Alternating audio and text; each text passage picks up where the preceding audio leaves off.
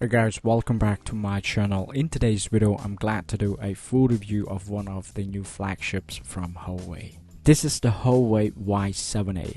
I leave it to you guys to decide if to buy this one or not after this review. For your information, there are three things that make this flagship stand out. The first one is the price. This gadget costs $189, which is very affordable. The second thing is its battery. This flagship is equipped with 5000 mAh, which you can probably use this phone up to 2 full days. According to my experience with my iPhone 11 Pro Max, which is equipped with 3969 mAh battery, I can use it up to 1 full day. So, not to mention about this Huawei, which is 5000, which is much more than the iPhone 11 Pro Max. Last but not least is its resolution. This flagship comes with 395 ppi density, making it great and usable under the sunlight. No matter where you are, you can still use this device. This is one of the top reasons why I bought this flagship. Okay, before jumping into a full review, let's take a look at what's inside the box first.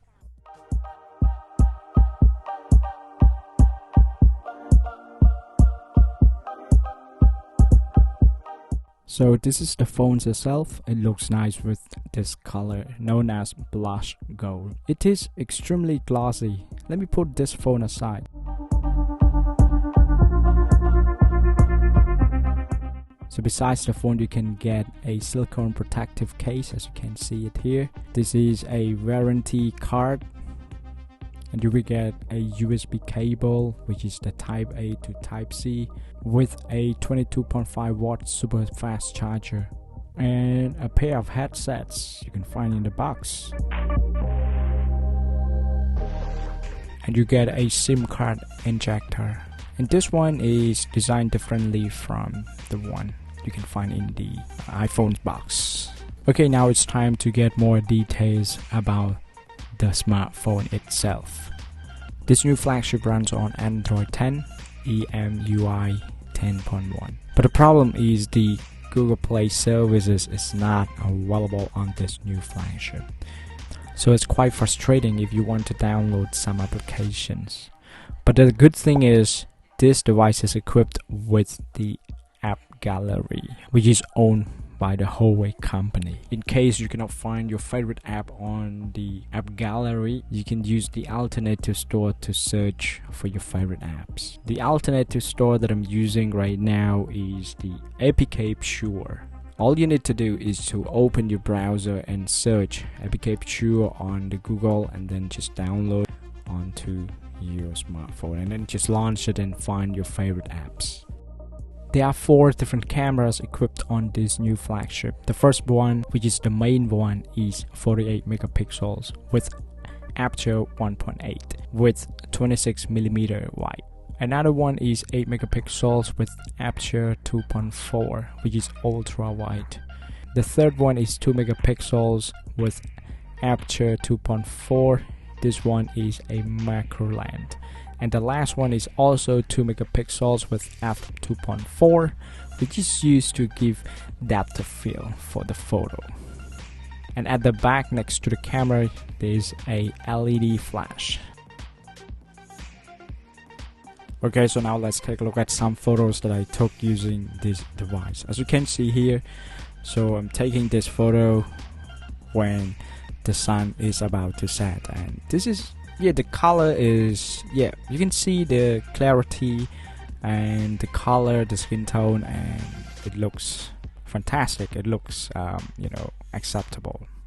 The camera is also equipped with the AI capability. As you can see here, when I take out the phone, when I'm about to take this landscape, the phone itself suggests that this kind of scene is sunrise or sunset.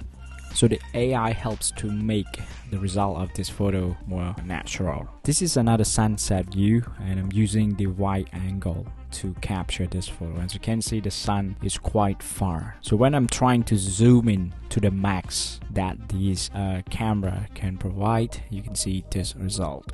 Even though the image quality from this zoom capability doesn't look great, but this is a budget phone, so what to expect? But honestly speaking, I myself love the result from this image. This is the before and this is the after. As you can see, the zoom range is incredible. As I mentioned earlier, I love this image. Another one which is very colorful, and I think that this is acceptable. The image result is nice. When I'm trying to capture this image, the AI recognizes this as the historical building, as you can see it here. So the AI helps to give more colorful to the image.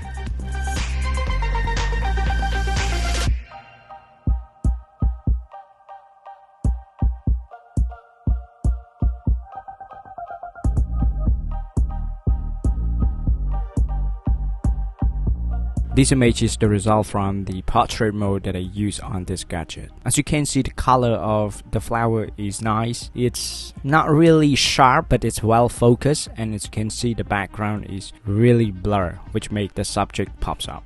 As you can see, this is a portrait mode and I use it to capture my wife here, but the subject is a bit dark if you compare to the background, and also this part and this part, it's a bit shaky. I'm not sure what's going on with that. Probably it is because this lens is not the fastest, so if this windy, you will get this result. And this gadget is capable of filming up to 1080p at 30 frames per second or 60 frames per second.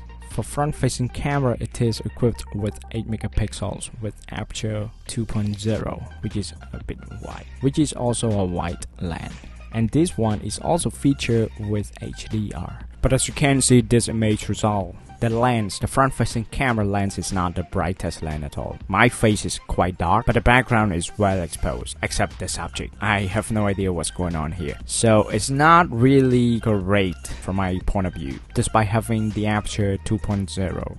Besides, the phone is equipped with IPS LCD screen, and the size of this phone is 6.67 inch with 84.3% screen to body ratio, with the resolution of 1080 by 2400 pixels with 395 ppi densities. On the bottom part, you can see one audio jack port. Next to it is the mic, and in the middle is the USB Type-C port, which is next to the built-in speaker. On the right side of the smartphone, you can find the volume buttons as well as the fingerprint. You can actually use this to unlock your phone or for online payment.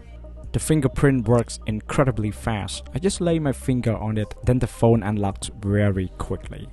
Besides the fingerprint feature, you can also use face recognition to unlock your smartphone. On the left side of the smartphone, you can see a SIM card tray, which you can use up to 2 SIM cards with an additional SD card slot. And this phone comes with a fast 90Hz refresh rate, which is good for gaming. And as you can see, I don't find any lagging at all when playing Mobile Legends on this device.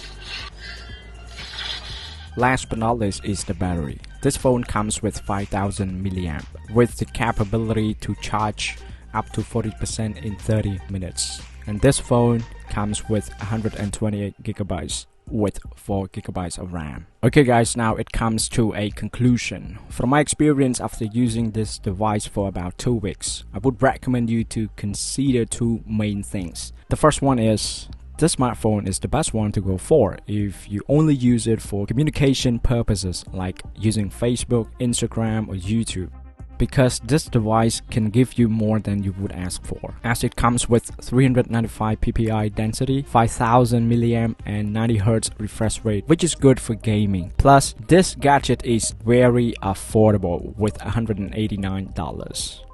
However, if you are looking for a smartphone for videography and photography, this is not a smartphone you should consider buying. But if the quality of the image and the video I showed you in this video is acceptable for you, just give yourself a try and use it. So I leave it up to you guys to decide if it is for you or not.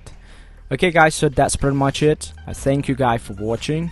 If you have any questions, just let me know in the comment below, and I hope to see you guys in the next one.